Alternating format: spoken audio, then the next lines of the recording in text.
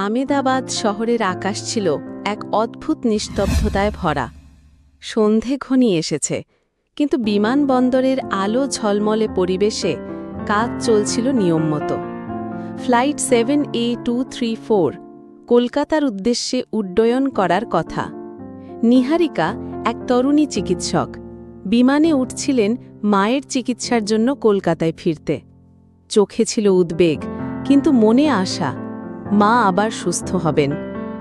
তার ঠিক পাশের সিটে বসেছিলেন মৃণাল দা, এক অবসরপ্রাপ্ত শিক্ষক।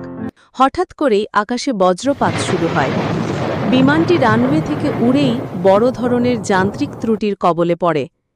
কন্ট্রোল টাওয়ার ফ্র্যান্টিক, পাইলট বাঁচানোর প্রাণপণ চেষ্টা করছেন, কিন্তু বিধাতা যেন অন্য কিছু লিখে রেখেছেন। বিমানটি আমেদাবাদের শহরতলির এক খোলা মাঠে বিধ্বস্ত হয়। স্থানীয় মানুষ ছুটে আসেন সাহায্যের জন্য। আগুনের কুণ্ডলীর মধ্যে থেকেও কয়েকজন বেঁচে যান, যাদের মধ্যে নিহারিকা ও মৃণালিকাও ছিলেন।